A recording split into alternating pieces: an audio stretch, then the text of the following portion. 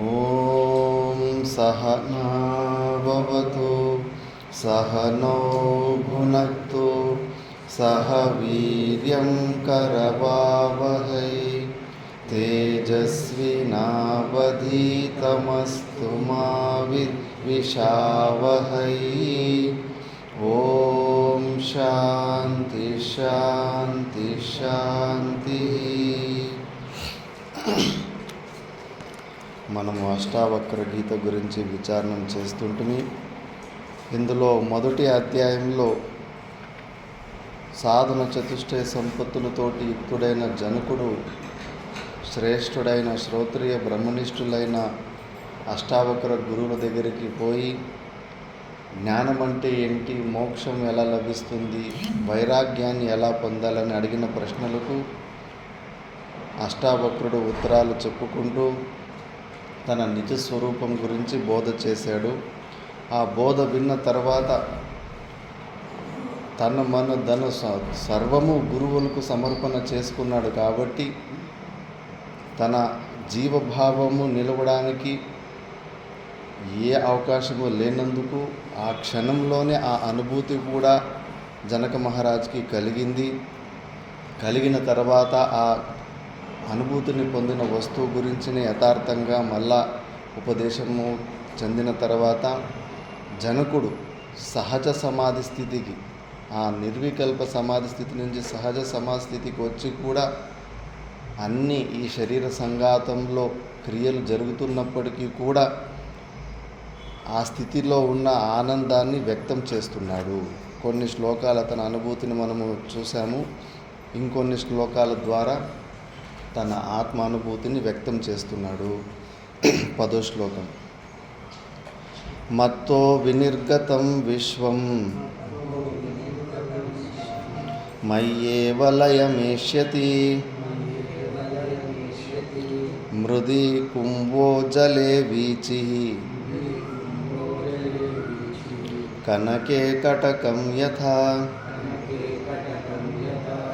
మత్తో వినిర్గతం విశ్వం మయ్యేవ లయమేష్యతి మృది కుంభో జలే వీచిః కనకే కటకం యథా.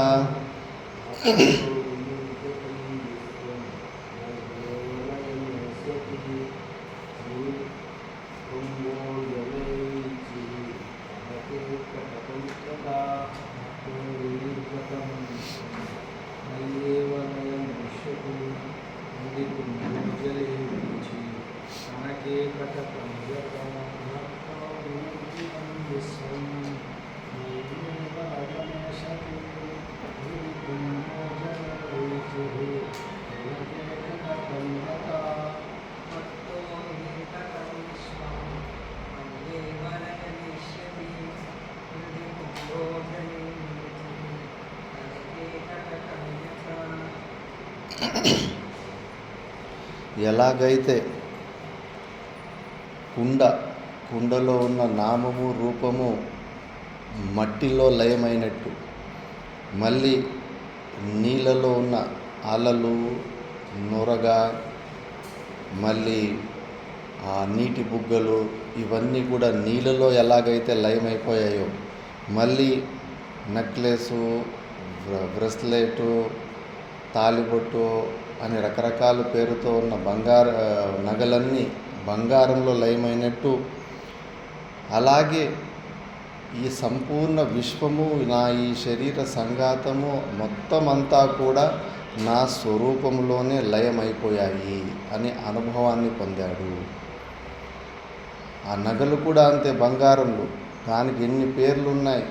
ఆ చైన్ అని, నెక్లెస్ అని, చూడామణి అని, గాజులని, కాలుగెజ్జలని, ఎంగేజ్మెంట్ రింగ్ అని, ఇవన్నీ నామరూపాలు తప్పితే అవన్నీ కూడా ఒకే బంగారం అయింది.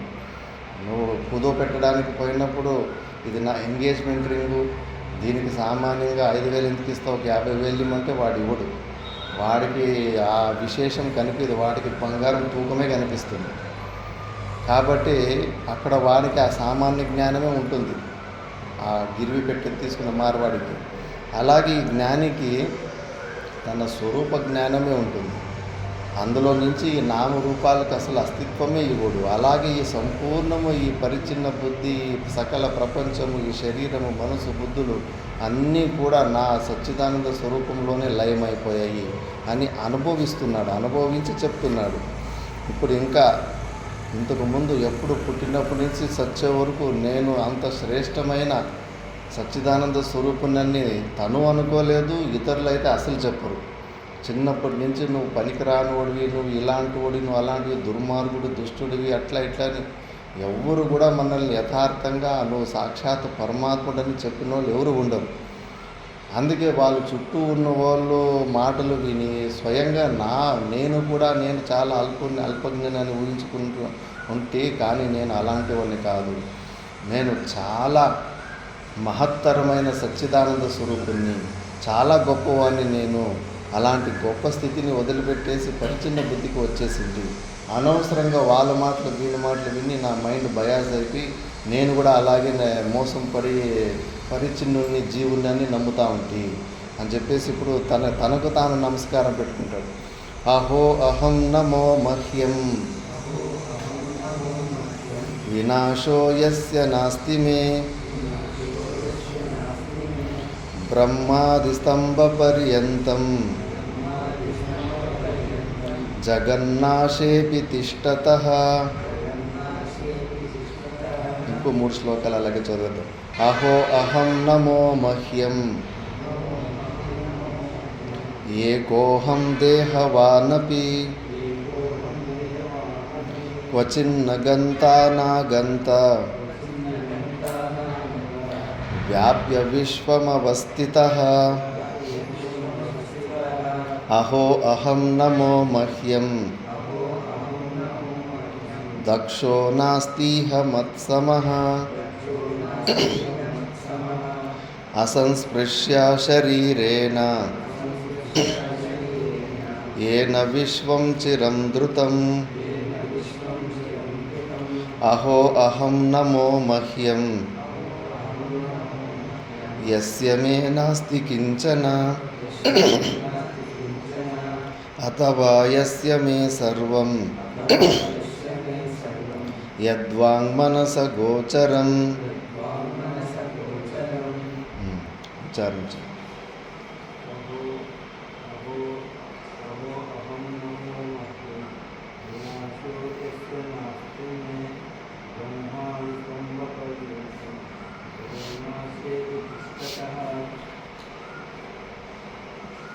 అన్ని శ్లోకాలు.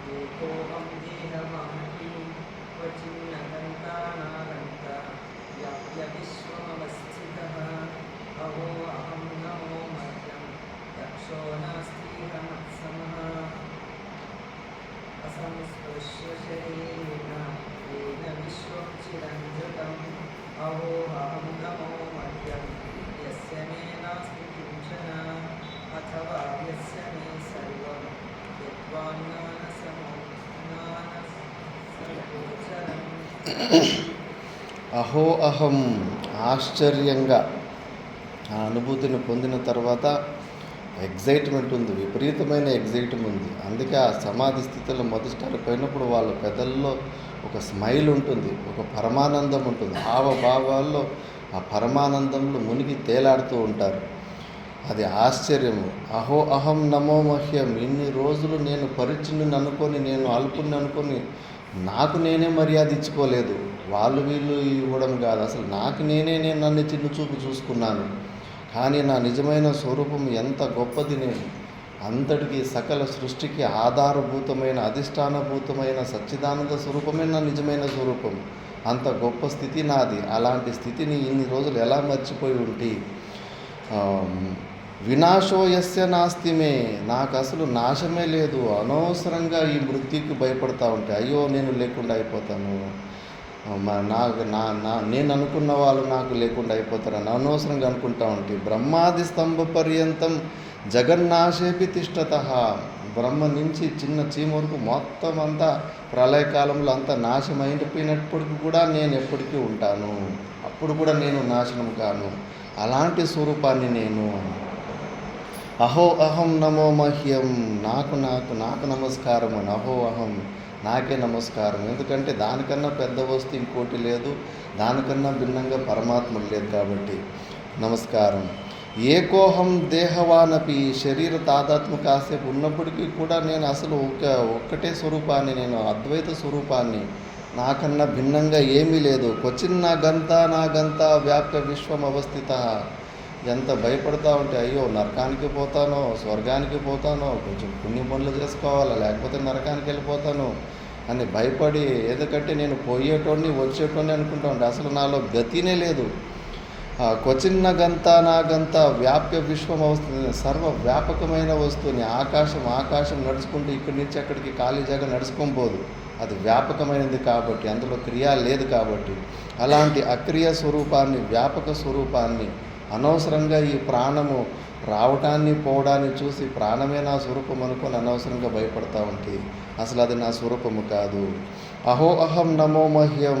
అహో ఆశ్చర్యము, నాకు నమస్కారము, నాకు నా నమస్కారం అని చెప్పి దక్షో నాస్తిహ మత్సమః. నాకన్నా పవర్ఫుల్ వ్యక్తి కానీ, పవర్ఫుల్ ఒక స్థితి కానీ ఇక్కడ ఈ ప్రపంచంలో ఏది లేదు. నాకన్నా భిన్నంగా ఒక్క పవర్ఫుల్ వ్యక్తి లేదు. మళ్ళీ ఎవరికి ఎక్కడ పోయి నువ్వు సరెండర్ అవుతావు? అది నువ్వే అయి ఉండవు. నువ్వు ఏ భగవంతుని ఊహించుకొని నీకన్నా శక్తిశాలి అయిన భగవంతుడు అనుకుంటున్నావు, అది నీ స్వరూపమే అయింది. అది నువ్వు తెలుసుకుంటే చాలు.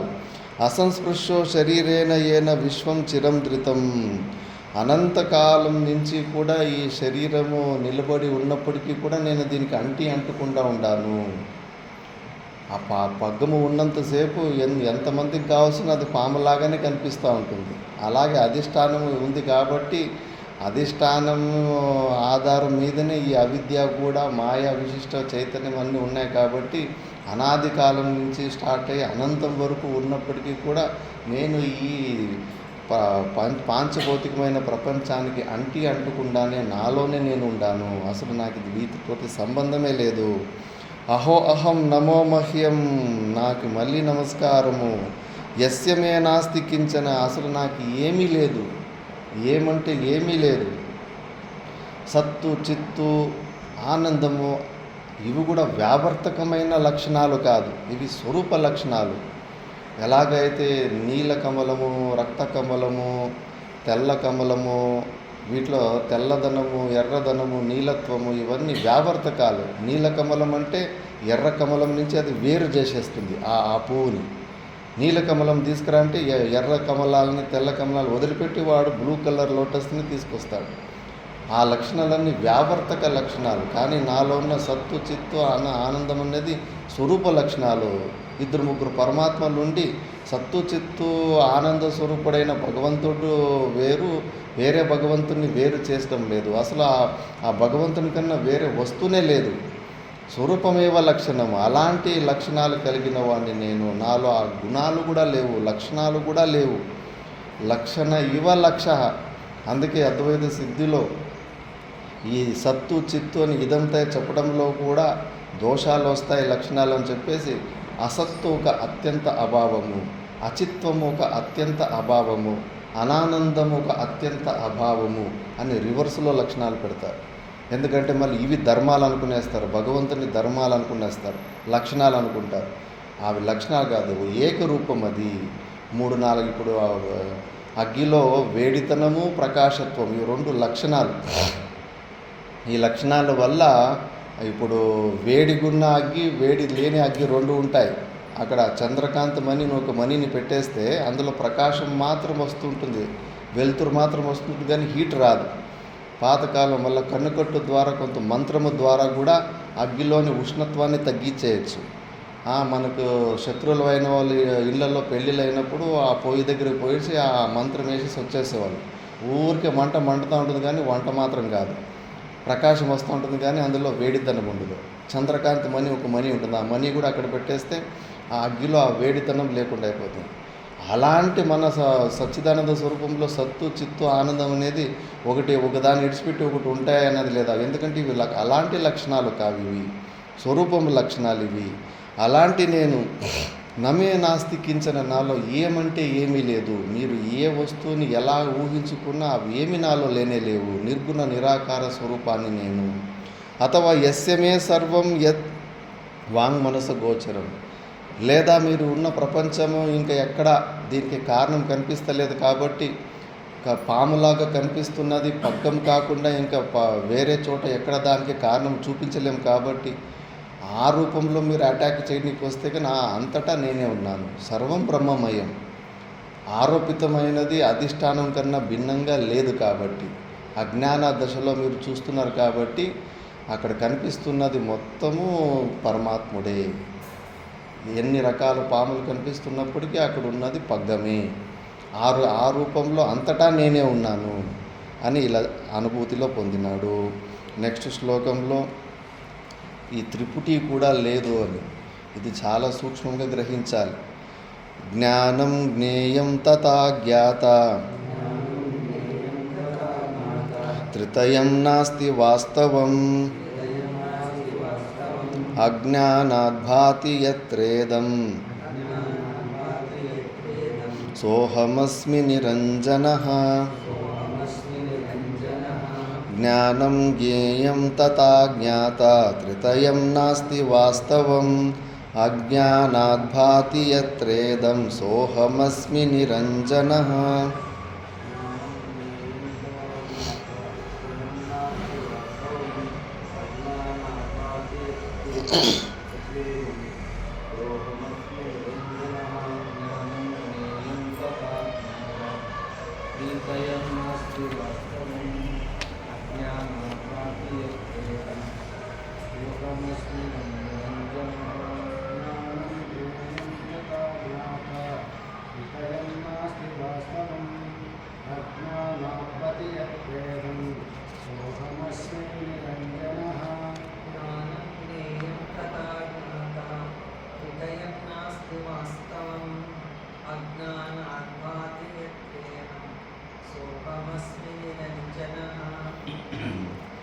ఈ త్రిపుటి జ్ఞానము జ్ఞేయము తథా జ్ఞాత అన్న ఈ త్రితయం నాస్తి వాస్తవం, ఇవి 3 లేవు. ప్రతి ఒక్కరూ ఈ ఆధ్యాత్మిక మార్గంలో భగవంతుని పొందే ప్రయత్నంలోనే చేస్తున్నారు. భగవంతుని అనుభవంలో అనుభవించాలనుకుంటున్నారు. ఎక్కడ అనుభవించాలనుకుంటున్నారు? బుద్ధిలో. వాళ్ళకి తెలిసినది ఇంకా మనసు బుద్ధి, దానికి అతీతంగా వేరే వస్తువు తెలియదు. ఆ బుద్ధిలో భగవత్ అనుభూతిని అనుభవించాలని కోరికలో ఉన్నారు. అది ఎప్పటికీ పెండింగ్ ఫైల్ లాగానే ఉంటుంది. ఎందుకంటే ఆ స్వరూపంలో అసలు ఇది లేనే లేదు, త్రిపుటి లేనే లేదు. ప్రమాత, ప్రమాణము, ప్రమేయం అనేది 3 ఉండవు. ఈ 3 ఉంది అంటే గాన అది ద్వైతంలోకే వచ్చేసినావు. త్రిపుటి జ్ఞానము అది ద్వైత జ్ఞానం. అది అందుకే నేను సచ్చిదానంద స్వరూపునని బుద్ధిలో ఏది స్ఫురణ వస్తుందో అది జ్ఞానాభాసము, జ్ఞానం కాదు, అది త్రిపుటి జ్ఞానం. నేను సచ్చిదానంద స్వరూపుణ్ణి అని నువ్వు బుద్ధి ద్వారా అనుకుంటున్నావు కదా. సచ్చిదానంద స్వరూప జ్ఞానవాన్, ఆ కర్తాభావం కూడా, ప్రమాత భావం కూడా ఉంది. నేను జ్ఞానం కలిగిన వాణ్ణి, నా బుద్ధి ద్వారా ఆ పరమాత్మ సచ్చిదానంద స్వరూపమైన జ్ఞానాన్ని కలిగిన నా త్రిపుటి జ్ఞానం. ఆ త్రిపుటి జ్ఞానాన్ని పూర్ణ జ్ఞానం అనుకుంటున్నావు. వ్యక్తం అవుతుంది అక్కడ. వ్యక్తం అవుతుంది అంటే కన్నా బుద్ధి యాక్టివ్గానే ఉంది. బుద్ధిలో వ్యక్తమయ్యే చైతన్యం కాదు నువ్వు, అది చిత్త స్ఫురణం. అది దేని ద్వారా బుద్ధి సాక్షి కాడికి వెళ్ళి బుద్ధి వృత్తుల సాక్షి కాడికి పోవాలి. దానికి మనసు ఇంద్రియాల ద్వారా వ్యక్తం చేసుకోవాల్సిన అవసరమే లేదు. ఈ బుద్ధులు మనసులు సర్టిఫికేట్ ఇవ్వాల్సిన అవసరం లేదు దానికి. అలాంటి స్వరూపానివి కాబట్టి ఈ త్రిపుటి జ్ఞానము వాస్తవికము కాదది, జ్ఞానాభాసము. అజ్ఞానాత్ భాతి యత్ర ఇదం సోహం అహం అస్మి నిరంజన. ఇది అజ్ఞానం నుంచినే ఇలాంటి త్రిపుటి జ్ఞానం అవుతుంది. కౌతూహల రాహిత్యం జీవన్ముక్తస్య లక్షణం. ఎలాంటి కుతూహలత, క్యూరియాసిటీ కూడా ఉండకూడదు. ఈ బుద్ధిలో ఈ మైకుని గ్రహించినట్టుగా విషయీకరణం చేసుకోవాలా, నాలో ఉన్న చైతన్యాన్ని అనే ఆ కోరిక చాలా చెడ్డది. అది ఆ ఓరియంటేషన్నే రాంగ్ ఓరియంటేషన్. ఆ ఓరియంటేషన్ వల్లనే మన బుద్ధిని ఫుల్ యాక్టివ్ మోడ్లో పెట్టుకున్నాము. అసలు బుద్ధులు మనసు ఇచ్చే సర్టిఫికేట్ మనకు అవసరం లేదు అని దాన్ని వదిలిపెడితేనే అది నిజంగా ప్రకాశిస్తుంది. కానీ దాన్ని వదలలేకపోతున్నాం. అక్కడే అనుభవించాల, బుద్ధిలోనే అనుభవించాలా అని చెప్పేసి. బుద్ధిలో అనుభవిస్తే అది త్రిపుటి జ్ఞానం అయిపోతుంది, పరిచ్ఛిన్న జ్ఞానం అయిపోతుంది, పూర్ణమైనది కాదు. కాబట్టి అజ్ఞానమే దీనికి మూలము. అలాంటి స్వరూపాన్ని కాదు నేను, ఇది త్రిపుటి లేని నేను శుద్ధ బోధ స్వరూపాన్ని. అక్కడ కేవలం చిత్త స్ఫురణం అంతే. ఈ త్రిపుటి ప్రమాణం అన్నది అక్కడ ఏమీ లేదు. మళ్ళా నెక్స్ట్ శ్లోకంలో ద్వైతమూలమహో దుఃఖం నాణ్యత్తస్యాస్తి భేషజం దృశ్యమేతన్మృషా సర్వం ఏకోహం ఛిద్రసోమలః. ద్వైతమూలమహో దుఃఖం నాణ్యత్తస్యాస్తి భేషజం దృశ్యమేతన్మృషా సర్వం ఏకోహం ఛిద్రసోమలః.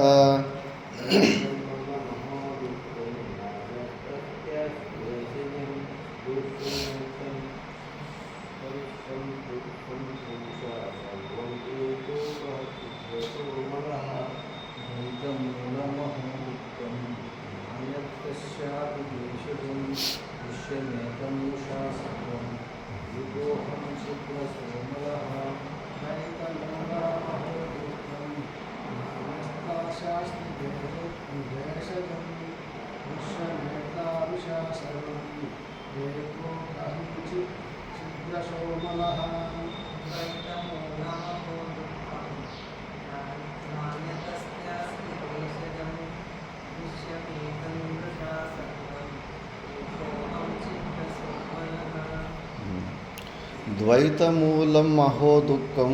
దుఃఖానికి మూల కారణము ద్వైత భావనే. నీకన్నా భిన్నంగా ఏదేదో ఊహించుకోవడము. ఆ పరమాత్మని కూడా నీకన్నా వేరుగా నువ్వు ఊహించుకొని ప్రయత్నాలు చేస్తుంటే కూడా నీకు దుఃఖమే. అభిన్న నిమిత్త ఉపాదాన కారణం. సకల సృష్టికి భగవంతుడు అభిన్న నిమిత్త ఉపాదాన కారణము. అంటే నిమిత్త కారణము, ఉపాదాన కారణము రెండు ఒకటే అయి ఉన్నాడు. అది నువ్వే అయి ఉండావు. నువ్వే ఆ సచ్చిదానంద స్వరూపుడు అయి ఉన్నావు. నీకు అభిన్నంగా నీలోనే ఆ భగవంతుని తెలుసుకో. ఈ డైలాగ్ అందరూ యోగులు కొట్టినారు. ఉల్లబంధు బ్రహ్మ ఉండు అని.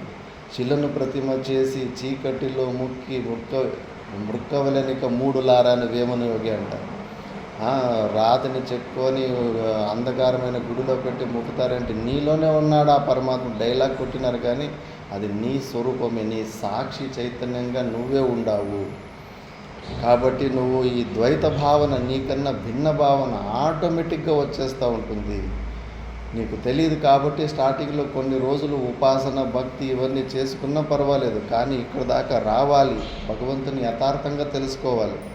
యథార్థంగా తెలుసుకున్నప్పుడు తెలుస్తుంది అది నువ్వే అయినావు అని చెప్పేసి. ఉపనిషత్తుల్లో వస్తుంది, ఒక చెట్టు ఉంటుంది, చెట్టులో రెండు పక్షులు ఉంటాయి. కింద కొమ్మలో ఒక పక్షి, పైన కొమ్మలో ఒక పక్షి ఉంటుంది. కింద ఆ చెట్టుకి కొన్ని తీపి పండ్లు, కొన్ని చేదు పండ్లు ఉంటాయి. కింద కొమ్మలో ఉన్న పక్షి ఆ తీపి పండ్లు తిన్నప్పుడంతా అబ్బా భలే ఉందప్ప జీవితం అనుకుంటుంది. ఆ చేదు పండ్లు కొరికినప్పుడు అయ్యో దుఃఖం దుఃఖం, ఈ జీవితం దుఃఖమయం దుఃఖమయం అంటుంటుంది. మళ్ళీ పైకి ఒకసారి చూస్తూ ఉంటుంది. పైన ఒక పక్షి కూర్చోంది, అసలు ఏమి తినడం లేదు, ఏమి చేయడం లేదు, హాయిగా ఊరికి కూర్చోంది ఏంటి. రోజు అలా చేదు పండ్లు తీపి పండ్లు తినుకుంటూ ఒక్కొక్క కొమ్మ ఎగురుకుంటూ పైకి పోతుంది. పైకి పోయి చూద్దాం ఆ పక్షి ఎవరు అని. ఆ పైకి పోయి చూద్దామని పోతే ఇదే అదే ఉంటుంది. అలాగే మనలో ఆ జీవభావము ఆ పక్షి లాంటిది. ఆ జీవభావము మంచి అనుకూల పరిస్థితులు అన్నీ వైషయిక సుఖాలు దొరికినప్పుడు భలే ఉంది జీవితం. ఎవడికి కావాల మోక్షం, ఎవడికి కావాల స్వర్గం, ఇక్కడే భలే హాయిగా ఉంది జీవితం. ఇంకా దెబ్బలు దుఃఖాలు అవి పడినప్పుడు అయ్యి నరకం నరకం అని చెప్పేసి మళ్ళీ తూచి అనుకుంటా ఉంటాం. అప్పుడు కొద్దిగా శ్మశాన వైరాగ్యం వస్తుంది. ఇట్లా భగవంతుని వైపు చెప్పినప్పుడు ఆ లోపల ఉన్న సాక్షి చైతన్యం పైన కూర్చున్న పక్షిలాగా అటువైపు కొద్దిగా చూస్తూ ఉంటాం. అలా కొద్దిగా గురువులు శ్రవణాల ద్వారా సత్సంగాల ద్వారా ఆ స్వరూపం గురించి లోపల మనసు బుద్ధుల ద్వారా లోపల ఆ సాక్షి చైతన్యాన్ని చూసే అలవాటు దగ్గర పోయి చూద్దాం, ఇంకా ఆ సాక్షి అంటున్నారు, చైతన్యం అంటున్నారు అని చూసే ప్రయత్నంలో పోయి చూసే రోజు ఇది ఈ జీవభావమే లేకుండా అయిపోతుంది. ఉప్పు బొమ్మ సముద్రం లోతు తెలుసుకోవాలని సముద్రంలోకి దుంకి లోతు తెలుసుకొని పోయి కరిగిపోయి సముద్రమే అయిపోయినట్టు ఈ తెలుసుకోవాల్సిన వృత్తి స్వయంగా ఆ బ్రహ్మ అయిపోతుంది. బ్రహ్మజ్ఞాత్వ బ్రహ్మైవ భవతి. కాబట్టి ఈ ద్వైత భావము అన్ని దుఃఖాలకు మూల కారణము. ఎక్కడ పైన కూడా నీకు ఇదే జ్ఞానమే చెబుతా ఉంది. భగవంతుని నువ్వు యథార్థంగా తెలుసుకో, నీకు భిన్నంగా తెలుసుకుంటే నీకు ఆత్యంతిక దుఃఖ నివృత్తి పరమానంద ప్రాప్తి కలగదు. నీలోనే ఉన్నాడు, అది నువ్వే అయి ఉన్నావు. భిన్నంగా మహాభారతంలో కృష్ణ పరమాత్మని తెలుసు చూడలేదా? సాలోక్య సామీప్య సారూప్య ఇవన్నీ నిజమైన మోక్షాలు కాదు. కౌరవులు కూడా చూసుకున్నారు భగవంతుని ఎదురుగా. చూసినంత మాత్రాన్ని ఏమన్నా అయిందా? పక్కలోనే సామీప్యంలో ఉన్నాడు అర్జునుడు. పక్కలో కూర్చున్నంత మాత్రాన కృష్ణ పరమాత్మనికి ఏమైనా మోక్షాన్ని పొందాడా? మరి అక్కడ తెలుసుకోవాలి వాస్తవికంగా పరమాత్మని పొందడం అంటే ఏంటి. అభిన్న రూపంగా నేను ఆ పరమాత్మ స్వరూపానికన్నా అభిన్నంగా ఉన్నాను. ఈ జీవభావం అంతా ఒట్టిదే అని. స్వప్నంలో సింహాన్ని సృష్టించావు, నీదుగా జీవభావాన్ని సృష్టించుకున్నావు. అక్కడ ఆ సింహంతో దొరంకొస్తే భయపడ్డావు, చెట్లెక్కావు, ఉలిక్కి పడ్డావు సింహం వచ్చి కరిసినప్పుడు. మరి లేచిన తర్వాత ఆ తరంకొచ్చిన సింహము నిజమా అబద్ధం?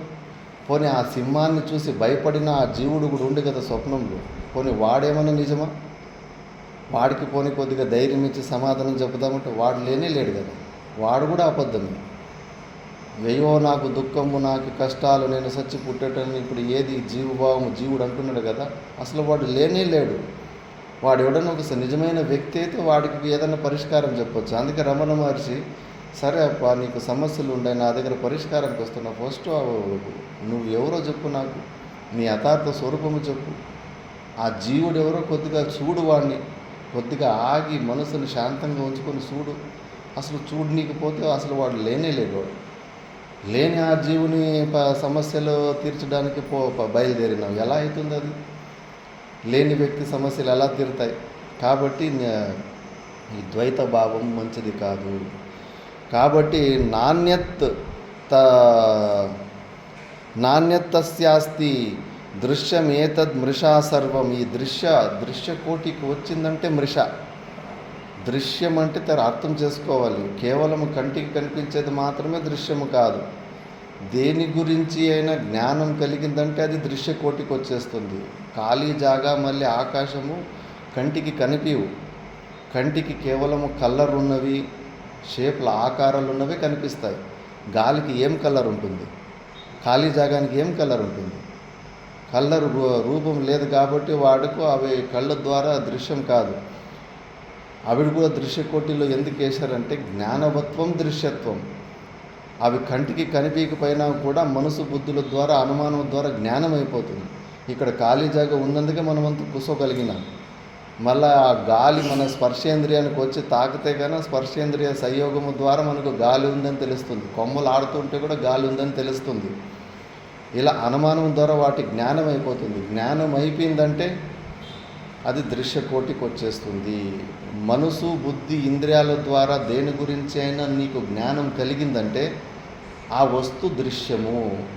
దృశ్యం యత్యదృశ్యం తత్తదనిత్యం తత్ మృష. మరి నువ్వు ఊహించుకున్న చేతుల కాల్లో ఉన్న భగవంతుడు నీ మనసు బుద్ధిలో జ్ఞానం కలిగిందా లేదా? ఇంత హైట్ ఉంటాడు, 2 చేతులు ఉంటాయి, 2 కాళ్ళు ఉంటాడు, జ్ఞానం కలిగిందంటేనే మిథ్య. అది ఊహించుకున్నది. కానీ ఏదైనా కానీ మనసు బుద్ధుల ద్వారా ఎంత ఈజీగా ఒక్క మంత్రంలో అన్నీ కట్టిపడేయచ్చు. బుద్ధి వృత్తుల్లో వచ్చేదంతా మీది మిథ్య అన్నప్పుడు ఆ బుద్ధిని ఎందుకు యాక్టివ్గా పెట్టుకోవాలి? బుద్ధిని పని చేసేటట్టుగా ఎందుకు పెట్టుకోవాలి? ఆ మిథ్యా వస్తువుని పట్టుకొని వెళ్ళాడితే మనము మిథ్యానే అయిపోతాం. ప్రతిదీ కూడా కళ్ళు మూసుకొని చూసుకుంటే ఏ విచారం వచ్చినా ఏది వచ్చినా కూడా మిథ్యానే. ప్రతి ఒక్క వస్తువు గురించి జ్ఞానం కలుగుతూ ఉంది. కాబట్టి జ్ఞానం కలిగిన ప్రతి ఒక్క వస్తువు కూడా మిథ్యా కోటికి వస్తుంది, దృశ్య కోటికి వస్తుంది. అందుకే దృశ్యమేతత్ మృషా సర్వం, సంపూర్ణ జగత్ ఇదంతా మృషాబద్ధం. ఇది ఏకోహం చిద్రసోమలహ, నేను ఒక్కడనే ఉన్నాను, నేను చిద్రసాన్ని, నేను ఆనందరసాన్ని, గణాన్ని అన్న ఈ నిశ్చయము, ఈ జ్ఞానము, ఈ భావమే భేషజం. ఇదే నీకు మందు. అజ్ఞానవస్థలో ఉన్నావు, భావించుకొని ధ్యానించుకో, మళ్ళా యథార్థంగా దాన్ని దర్శించుకో, నీ స్వరూపం ఏమి అని చెప్పేసి. ఈ దృశ్య వస్తువులకు ఏదేదో ధ్యానం చేస్తున్నాను స్వామీజీ, ఇక్కడ నాకు అది కనిపిస్తుంది, జ్యోతి కనిపిస్తుంది, ఆ చెట్టు కనిపిస్తుంది, ఆ అనుభూతి ఈ అనుభూతి. ఎందుకు నాయన కొద్దిగా ఆగి చూసుకో. అనుభూతులు ఎన్నైతే ఏమి, పొగులు కూడా చూస్తున్నావు. అనుభూతి అంటేనే నువ్వు అక్కడ దాన్ని తీసి పక్కన పెట్టేయాలి. రాత్రిపూట్ల స్వప్నంలో అన్ని అనుభూతులే కదా, అనుభవించావు కదా. మరి అనుభవము అబద్ధము అనే స్వప్నంలోనే తెలుస్తుంది కదా, అనుభవించేదంతా అబద్ధమే అని. నీకు ఏ అనుభూతులు బుద్ధిలో వస్తున్న అనుభూతులన్నీ కూడా మిథ్యానే. అనుభూతి సాక్షి నువ్వు కూడా ఉన్నావు చూడు. ఇలాంటి అనుభూతి కలిగిందని కూడా సాక్షి చైతన్యంతో కనుక్కుంటున్నావు కదా, అది నువ్వు అక్కడ నిలబడు. అనుభూతుల్లో ఏదో పెద్దగా పొందేసినాము, పెద్దగా సాధకుడు అనే భావంలో వచ్చి ఆ మాయలో పడుకో. మళ్ళీ ఆ సాక్షి వైపు మలుపుకో నువ్వు. అదే నిజమైన నీ స్వరూపము. అవసరం లేదు ఇది అని. అందుకే నేను అలాంటి భావన చేసుకోవడమే నీకు మందు లాంటిది అని. నెక్స్ట్ శ్లోకంలో బోధమాత్రోహమజ్ఞానాద్ ఉపాధి కల్పితో మయా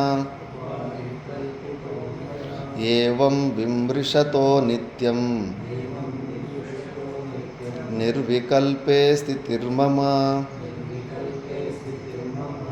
బోధమాత్రోహమజ్ఞానాద్ ఉపాధి కల్పితో మయా ఏవం విమృశతో నిత్యం నిర్వికల్పే స్థితిర్మమ.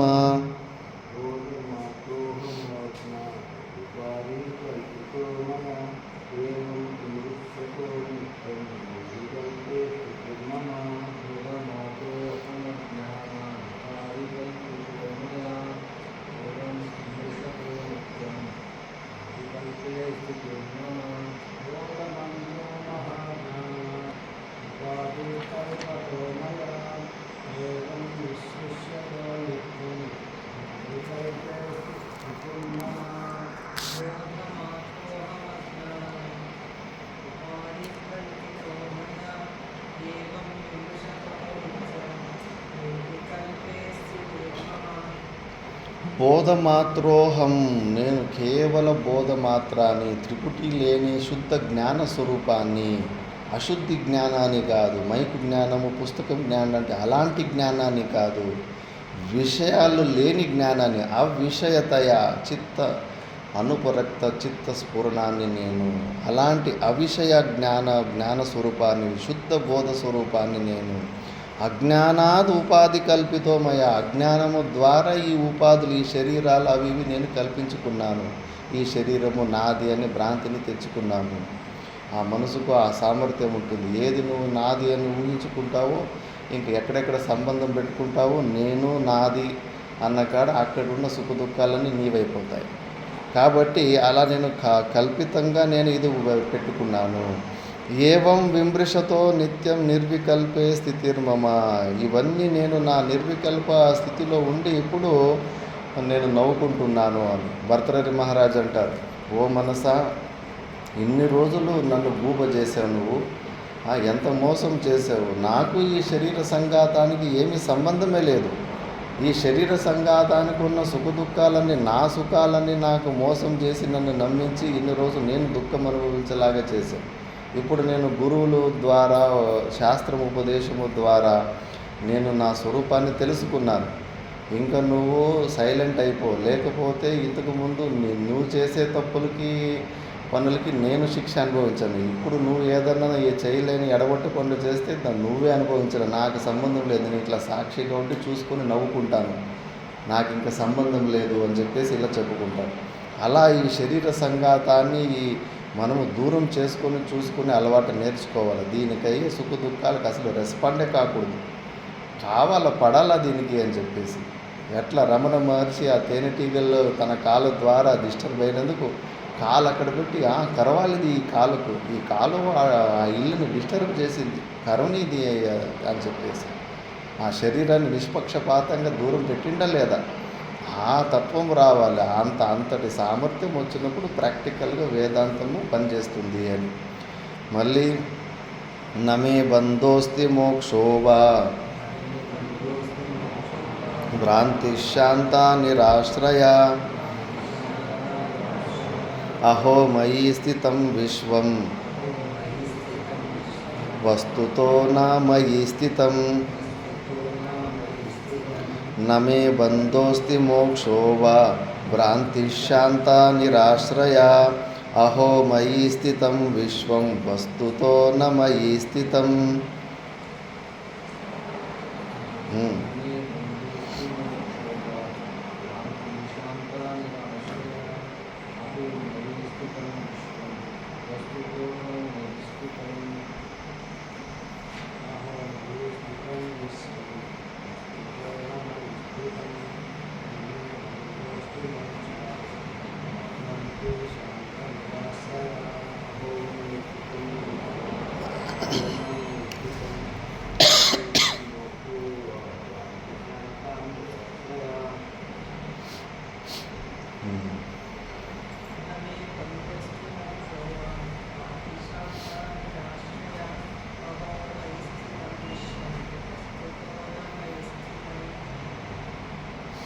నమే బంధోస్తి, అసలు నాకు బంధనమే లేదు, అనవసరంగా ఇన్ని రోజులు బంధనంలో ఉండని అనుకున్నాను, అట్లా భావించుకున్నాము.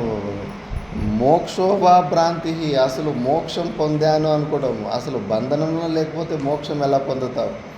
బంధనంలో ఉన్నమన్నది భ్రాంతే, మోక్షాన్ని పొందుతున్నానన్నది కూడా భ్రాంతినే. భ్రాంతి శాంత నిరాశ్రయ, నేను శాంతుని, నేను దేని మీద ఆధారపడలే, నేను నిరాశ్రయాన్ని. అహోమయి స్థితం విశ్వం వస్తుతో నా మయి స్థితం, ఈ సంపూర్ణ విశ్వము నాలో ఉన్న ఈ శరీర సంఘాతంలో కనిపిస్తున్నప్పుడు వాస్తవంగా అది నాలో లేనే లేదు. నేను దీనికి అంటుకోకుండా ఉండాను. మనసు ద్వారా ఆ బంధనాన్ని స్వీకరించాను. పశువులు అలా చేస్తాయి. ఏనుగుల్ని చిన్న పిల్లగా ఉన్నప్పుడు చిన్న గూటానికి కట్టేస్తాయి. ఆ చిన్న వయసులో ఉన్నప్పుడు ఆ కట్టిన గూటాన్ని లాగేంత శక్తి ఉండదు దానికి. ఇంకా ఆ చిన్న వయసు నుంచి అది లాగడానికి ప్రయత్నం చేసి రానప్పుడు ఇంకా మనసులో అది గట్టిగా నమ్మేసింది. ఇంకా నన్ను కట్టేస్తే నేను దాన్ని లాగి తెంపుకొని బయటికి పోలేను అని చెప్పేసి అది మనసులో స్థిరం చేసుకుంటుంది. మళ్ళా పెద్దగా అయిపోయిన తర్వాత అది పెద్ద పెద్ద చెట్లని వేరులతో పాటు పీకి పక్కకేసేంత సామర్థ్యం ఉంటుంది. కానీ ఆ చిన్న గూటానికే కట్టేస్తూ ఉంటారు. కట్టేస్తే కానీ మళ్ళీ లాక్కోపోలేదు. మనసు అలాగే అయిపోతుంది. ఎలా మనం అలవాటు చేస్తాం అలా అయిపోతుంది. బర్రెలను కూడా అంతే. కథలో చెప్తుంటారు, నేను వీడియోలో చూస్తే గుర్రాలకి కళ్ళెము దాని గొంతు కింద ఒక పట్టుకోవడానికి ఒక రబ్బర్ది తాడులాగా వేసుకొని ఇట్లా వెనకాల పట్టుకొని లాక్కొని అక్కడ కట్టేస్తుంటారు కూటం. ఆ పగ్గం లేకపోయినా ఊరికే చేతుల ద్వారా గుర్రానికి దానికి కళ్ళెం వేసినట్టు తాడు కట్టినట్టు అట్లా పట్టుకొని ఇట్లా చేయి పట్టుకొని ఇట్లా ముందుకు పోతూ ఉంటే వెనకాల గుర్రాలు అలాగే వస్తూ ఉంటాయి తాడు లేకపోయినప్పుడు. ఎన్ని వీడియోలు ఉన్నాయి అలాంటివి. మళ్ళీ అక్కడ కింద కట్టేస్తే కానీ నిజంగానే నన్ను కట్టేసినారు అని అనుకుంటారు. అందుకే ఒక పురాణంలో కథ వస్తుంది. బర్రెలు మేపుతూ ఉంటారు తండ్రి కొడుకు. ఒకసారి ఒక పగ్గం ఎక్కడో పోగొట్టుపోయింది. ఇంకా రాత్రిపూట కొట్టులో బర్రెలను కట్టేస్తూ ఉంటే ఒక పగ్గం తక్కువ పడింది. నాన్న పగ్గం లేదు, ఈ ఒక బర్రెని కట్టేయలేకపోతున్నానంటే, పగ్గం లేని విషయం నాకు నీకు తెలుసురా, బర్రెకి తెలియదు కదా. ఊరికే దాని మెడ చుట్టూ చెయ్యి తిప్పి పగ్గంతో దాన్ని మెడగట్టి అక్కడ దాకా తీసుకెళ్ళి కింద గూటానికి కట్టినట్లు నటించు, అది నేను కట్టబడని అనుకుంటుంది అని. సరే అని వాడు అలాగే చేస్తే అలాగే పోయి అక్కడ పోయి అది పొనుకునేస్తుంది. సరే అని పొగలంతా మళ్ళా మిగతా బర్రెలకు నిజమైన పగ్గం కట్టిండు కదా, ఆ పగ్గం అంతా ఇప్పి వాటిని బయట తోలుతాడు. ఇంకా దీనికి అసలు పగ్గం కట్టలే కదా, దీనికి ఏమి చేయకుండానే తోలనికి పోతాడు. అది పోతలేదు. ఎందుకంటే నన్ను కట్టేసినాడు, నా నా నా పగ్గం ఇంకా ఇప్పలేదు, నేనెట్లా బయటకు పోతాను, నేను కట్టబడ్డానని పూర్తిగా నమ్మింది. ఎంత తోలినా ఎంత కొట్టినా పోతలేదు. మళ్ళీ నాన్న దగ్గరికి పోయి, నాన్న అది పోతలేదా ఆ బర్రె, ఎందుకంటే మరి ఎందుకు పోతలేదు అంటే కానీ తెలియదు నాన్న అంటే, మరి తాడు ఇప్పావా అంటాడు. అసలు నేను తాడుతోటి కట్టనేలేదు కదా నాన్న, ఎందుకు ఇప్పుతానంటే, ఒరే తాడు ఇప్పిన ఉందా లేదా అన్న విషయం మనకు తెలుసు కానీ దానికి తెలియదు కదా, నన్ను తాడుతోటి కట్టినావని అది నమ్మింది. ఇప్పుడు నువ్వు పై చేతులతోటి కొద్దిగా అట్లా చేసి ఇది ఇప్పినట్టుగా నటిస్తేనే అది పోతుంది, లేకపోతే పోదు అని. మళ్ళీ అట్లా పోయి అట్లా నటించేసరికి మళ్ళీ అది బయటికి వెళ్ళిపోతుంది. మనసు స్థితి అలా ఉంటుంది. అలాగే అంతే మూర్ఖత్వంగా మనం ఈ శరీరం నేను అనే భావంతో బంధింపబడ్డాం. కేవలం కల్పితమే, వాస్తవికంగా మనల్ని బంధించేంత సామర్థ్యము ఈ పాంచభౌతికమైన ఈ శరీరానికి లేనే లేదు. మనమే దీనితోటి సంబంధం పెట్టుకుంటున్నాము. మనల్ని ఇది పట్టుకోలే, మనమే దీన్ని ఇట్లా పట్టుకుంటున్నాము. కాబట్టి ఈ భ్రాంతిని, ఇప్పుడు ఆ భ్రాంతి అంతా నాకు తొలగిపోయింది అని అంటున్నాడు. మళ్ళా నెక్స్ట్ శ్లోకంలో, సశరీరం ఇదం విశ్వం నకించిదితి నిశ్చితం శుద్ధ చిన్మాత్ర ఆత్మా చ తత్కస్మిన్ కల్పనాదునా.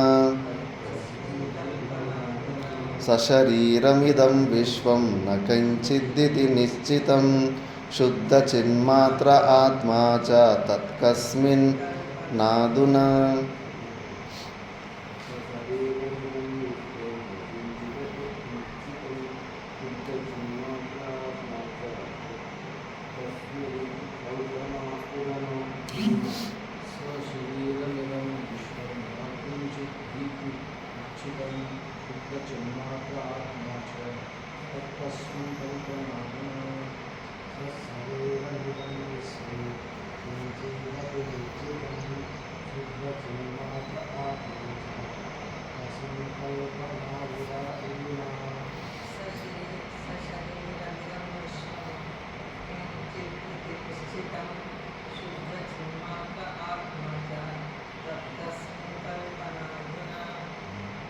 సశరీరం ఇదం విశ్వం, ఈ శరీరంతో పాటు సంపూర్ణ విశ్వము నకించిదితి నిశ్చితం, అసలు ఇది నాలో లేనే లేదు అన్న సత్యాన్ని ఇప్పుడు తెలుసుకున్నాను. ఇన్ని రోజులు నాకు ఈ సీక్రెట్ తెలీదు.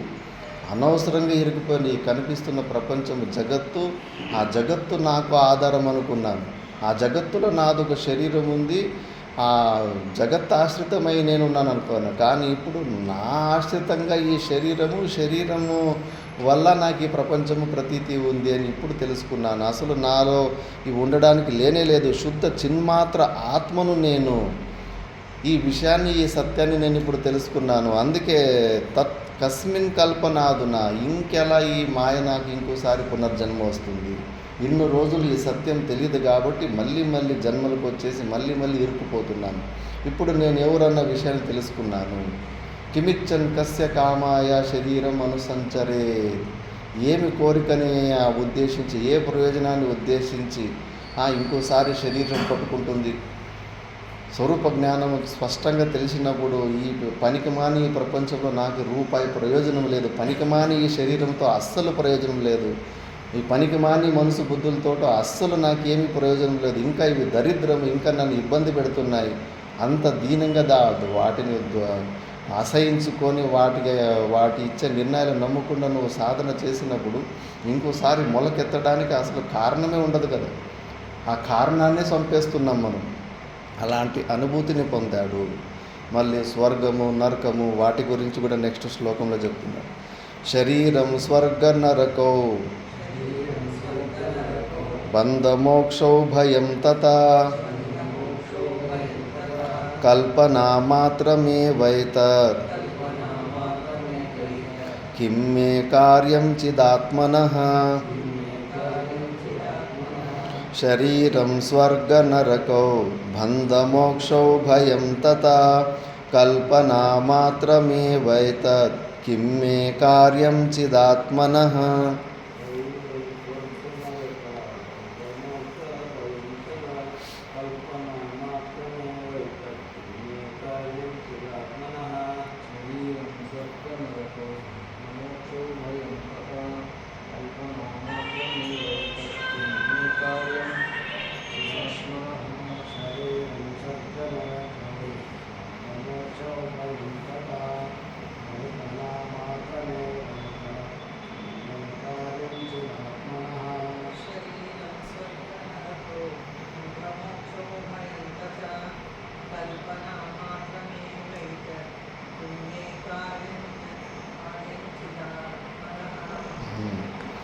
ఈ శరీరము స్వర్గ నరకము, స్వర్గాలు, నరకము, బంధనము, మోక్షము, భయము తథా ఇవన్నీ కూడా కల్పన మాత్రమే. కానీ జీవభావం ఉన్నంత వరకు ఆ భయము ఉండాల, నరక ప్రాప్తి భయము ఉండాల. అవిద్య లేశం ఉన్నంత వరకు వ్యావహారిక సత్తా అయినప్పటికీ కూడా అన్ని నియమంగా జరుగుతూ ఉంటాయి. పాపము చేస్తే నరకానికి పోవాలా, పుణ్యం చేస్తే స్వర్గానికి పోవాలా. స్వప్నంలో ఇది స్వప్నం అని తెలుసుకున్నంత మాత్రం నీకు అక్కడ స్వప్నంలో ఆకలి దుప్పులేస్తే అక్కడున్న భోజనాన్ని తినాలి. అక్కడ మిగతా విషయంతో నివృత్తి కాదు. వ్యావహారిక సత్తాలో ఎప్పటి వరకు ఆ బ్రహ్మానుభూతిని పూర్ణంగా పొందే వరకు అవిద్య లేశం ఉన్నంత వరకు ఈ స్వర్గ నరకాదులు కూడా ఉంటాయి. నేను ఫస్ట్ మాతా మాణికేశ్వరంతో అడిగిన ప్రశ్నే ఇది. నాస్తికుడుగా ఉంటే కదా దేవుడు దయ్యం అంటే నమ్మేవాడిని కాదు. అందుకే నిజంగా ఈ స్వర్గము నరకము ఉన్నాయంటే ఎప్పటి వరకు అవిద్య లేశం ఉండి జీవపాపం కొద్ది మాత్రగా ఉంటుందో అప్పటి వరకు ఇవన్నీ సత్యమే. నియమంగానే శాస్త్రంలో ఏమైతే చెప్పినారో అవన్నీ కరెక్ట్గా జరుగుతూ ఉన్నాయి. ఒక్కసారి స్వరూప జ్ఞానాన్ని పొందినవంటే ఏదీ లేదు. ఇప్పుడు రాత్రిపూట్లో స్వప్నం వస్తుంది. రాత్రిపూట్ల స్వప్నంలో పుణ్యకర్మలు చేశాము, పాపకర్మలు చేశాము. నువ్వు చేసిన స్వప్నంలో చేసిన పాపకర్మలకి జాగ్రత్త అవస్థలు ఎవరైనా పట్టుకొని దండిస్తున్నారా, జైలుకి వేస్తున్నారా? నువ్వు చేసిన పుణ్య పాపం కూడా ఏ ఫలాలు ఇవ్వకుండా అక్కడే వేస్ట్ అయిపోయినాయి కదా అవి. అలాగే నువ్వు ఈ స్థితి నుంచి పైకి స్వరూప పరమార్థ స్థితిలో లేచినప్పుడు ఇక్కడ చేస్తున్న పుణ్యపాప కర్మలు అసలు నిన్ను అంటుకోవు. సంచిత కర్మలు కానీ, ప్రారంధ కర్మ కానీ, ఆగామ కర్మ కానీ ఏ కర్మలు నిన్ను ముట్టుకోలేవు. ఇవన్నీ కూడా కల్పన మాత్రమే. ఇడీ ప్రపంచమంతా కూడా స్వర్గము నరకాలను చూసి భయపెట్టే డబ్బులు చేసుకుంటున్నారు. మతం అని పేరు పెట్టుకుంటున్నారు. వాళ్ళకి తెలియదు స్వర్గము నరకం తప్పితే దానికన్నా మీదున్న తత్వం గురించి తెలియదు. క్రిస్టియానిటీ కానీ, ఇస్లాం కానీ అంతే. ఎక్కువ మనిషి జన్మ వస్తే ఇంకా పునర్జన్మలు కూడా ఒప్పుకోరు వాళ్ళు. పునర్జన్మ కూడా ఒకసారి జన్మ వచ్చేస్తే, మనిషి జన్మ వచ్చేస్తే మంచి పుణ్యకర్మలు చేసుకుంటే కన్నా స్వర్గానికి పోతాం, పాపకర్మలు చేస్తే నరకానికి. పర్మనెంట్ నరకము, పర్మనెంట్ స్వర్గం అంతే వాళ్ళకి ఊహ. దానికి మీద ఇంకేమీ తెలియదు. పునర్జన్మలు కూడా ఉంటాయంటే వాళ్ళ శాస్త్రం చెప్పుదు. కానీ పునర్జన్మాలు గుర్తు చేసుకున్న వాళ్ళు 3000 కన్నా 5000 రీసెర్చ్లే జరిగినాయి. అమెరికాలో ఒక పూర్వజన్మలు పుట్టినోడు భారతదేశంలో పుట్టి చిన్నప్పటి నుంచి ఇంగ్లీష్ మాట్లాడుతున్నారు. రాజస్థాన్లో చిన్న పిల్ల మందు బుద్ధుల ఇళ్లలో పుట్టి స్టాండర్డ్ ఫ్లూయెంట్ ఇంగ్లీష్ మాట్లాడుతూ ఉంది చిన్నప్పుడు. ఎక్కడి నుంచి వచ్చింది? ఎక్కడో ప్రతి 150 దేశాలలో ఈ రీసెర్చ్ జరిగింది. పూర్వజన్మలు గుర్తు తెచ్చుకున్నవారు ప్రూఫ్లతో సహా చెప్పేశారు. ఎంతోమందికి పూర్వజన్మ అమ్మా నాన్న భార్య పిల్లలు కూడా బతికే ఉన్నారు. డైరెక్ట్గా పోయి తీసుకొచ్చి నా భార్య వీళ్ళు నా పిల్లలను మొత్తం చూపించేశారు పిల్లలు. మరి మిగతా మతాలన్నీ సెమీ లిటరేస్ అన్నీ ప్రూవ్ అయిపోయింది కదా. పూర్తి జ్ఞానం లేదని ప్రూవ్ అయిపోయింది కదా ఈ ఒక్క విషయంలోనే. ఈ అద్వైత సిద్ధాంతం గురించి వాళ్ళకి అసలు రుచి కూడా లేదు ఈ తత్వం. ఈ పరమార్థ సత్యం దగ్గరకు వస్తే అసలు స్వర్గం లేదు, నరకం లేదు, సంపూర్ణ జగత్తు ఆ బ్రహ్మస్తంభ పర్యంత అన్నీ కూడా దృశ్య వస్తువులన్నీ కూడా కల్పితమే. సమస్త ఆత్మ భిన్న సర్వం మిథ్య అని మన శాస్త్రం చెబుతుంది. అలాంటి పరమార్థ స్వరూపంలోకి పోతేనే నువ్వు సర్వతంత్ర స్వతంత్రుడివై నువ్వు వెతుకుతున్న ఆ పరమానందం అల్టిమేట్ హ్యాపీనెస్ని పొందగలుగుతావు. అలాంటి స్వరూపాన్ని నేను ఇవన్నీ ఏమీ లేనే లేవు. అనవసరంగా ఆ ఫియర్ ఫ్యాక్టర్, భగవంతుడు అంటే భయము. అయ్యో నిన్న దీపం వెలిగించలేదు, దేవుడు నాకు ఏమి శిక్ష వేసేస్తాడో, విలన్ చేసేసారు భగవంతుని అంటే కన్నా. అంటే ఆయన కోపపడతాడు, ఆయనకి నచ్చని పని చేయకపోతే కన్నా సామాన్య వ్యక్తులకు ఆయనకి కోపం వస్తుంది అని ఎన్ని ఆరోపణలు చేస్తావు. ఆ భగవంతుని తత్వం ఎంత ప్రేమమయ, మహేతుక దయాసింధు, కరుణాసముద్రుడు ఆయన. ఆయన మీద నీకు భయం ఉంది, భక్తి ఉండాలి, ఆ తత్వం మీద ప్రేమ ఉండాలి. భేదభావం ఉన్నప్పుడు అన్ని అనర్థాలు, అన్ని మిస్టేకులే, అన్ని టెన్షన్లు, భయాలు అంతే. అద్వైతంలో నువ్వు తప్పితే ఇంకో రెండో వస్తువు లేనే లేదు. కల్పన మాత్రం ఏవ ఏతత్ కిమ్మే కార్యం చిదాత్మన. అసలు చిదాత్మకమైన నా స్వరూపంలో అసలు వీటితోటి అసలు నాకు సంబంధమే లేదు. అనవసరంగా భయపడి సచ్చాను ఇన్ని రోజులు, అయ్యో నరకం, అయ్యో స్వర్గం అని. ఏమీ అవసరం లేదు. పుణ్యం వలదు, పాపం వలదు, రెండు జన్మహేతువులే, రెండు తీసుకొచ్చేస్తాయి, పరిచిన్న బుద్ధిలోకి తీసుకొచ్చేస్తాయి. ఆ స్వర్గం ఉందనే నమ్మకంతో కదా పుణ్యకర్మలు చేస్తుండేది. నరకం ఉందనే నమ్మకంతో కదా పాపకర్మ నుంచి అదన్నా, నరకం ఉందని గట్టిగా నమ్మితే చాలా మంచిది, పాపకర్మలు చేయకుండా ఉంటావు. కాబట్టి ప్రవృత్తి కర్మకు ఇవే కారణం. వాటి ఫలాలు మళ్ళీ నువ్వే అనుభవించి భిన్న లోకాలు అనుభవిస్తావు. అసలు నువ్వు తప్పితే వేరే లోకాలు ఏమీ లేవు. ఏ లోకాలైనా కూడా వాపసు వచ్చేటివని కృష్ణ పరమాత్ముడు చెప్పాడు. ఆ బ్రహ్మ భూనా లోకాహ పునరావర్తినోర్జున. అలాంటి లోకాలకి పోవాలని కోరిక కూడా పెట్టుకోవద్దు. అన్నీ కూడా కల్పన అని మనము ఏ తీవ్ర ఏకాగ్రతతో ఊహించుకుంటామో అలాంటి లోకాలకి వెళ్ళిపోతుంటాము. అన్ని లోకాలు మనకు కల్పితమే. బ్రహ్మలోకం ఒక హిరణ్య గర్భలోకమే మన ఉపనిషత్తు చెప్తుంది. ఆ హిరణ్య గర్భ లోకాన్ని కొంతమంది వైకుంఠం అనుకుంటున్నారు, కొంతమంది కైలాసం అనుకుంటున్నారు, కొంతమంది దేవి ఉన్న మణిద్వీపం అనుకుంటున్నారు, కొందరు బ్రహ్మలోకం అనుకుంటున్నారు. ఎవడి ఊహకు అనుకూలంగా అలా ఊహించుకుంటాడు. ప్రతిరోజు స్వప్నంలో మనం ఊహించుకున్నట్టుగా అలాగే స్వప్నాలు కొత్త సృష్టి అవుతూ ఉంది కదా. అలాగే నువ్వు ఊహించుకున్న లోకాలు, ఊహించుకున్న ఫెసిలిటీసు ఎలా ఊహించుకుంటావో శరీర వియోగం తర్వాత అలాంటి స్థితికి అనుభవించి మళ్ళీ వస్తావు. కాబట్టి అవన్నీ కల్పనాలు, అవన్నీ వదిలిపెట్టి ఎక్కడా నీకు పరమశాంతి కలగదు. నీ స్వరూపంలోనే, నీ స్వభావంలోకి నువ్వు తిరిగి వెళితేనే నీకు పరమానందము. నీ స్వభావం నుంచి బయట నువ్వు ఎంత మంచి ఫెసిలిటీ ఇచ్చినా ఉండలేకపోతావు. అందుకే ఎప్పటికైనా కానీ అక్కడికి తిరిగి వెళ్ళాలి. అదేదో ఇప్పుడే వెళ్ళిపోవు, ఇప్పుడే నీ స్వభావంలో నిలబడు అని ఇక్కడ అలాంటి అనుభూతిని పొందుతున్నాడు. ఇక్కడ అనుభవ రూపంలో పొంది చెబుతున్నాడు. మిగతాది మనం నెక్స్ట్ క్లాస్లో చూద్దాం. ఓం పూర్ణమదః పూర్ణమిదం పూర్ణాత్ పూర్ణముదచ్యతే పూర్ణస్య పూర్ణమాదాయ పూర్ణమేవావశిష్యతే. ఓం శాంతి శాంతి శాంతి.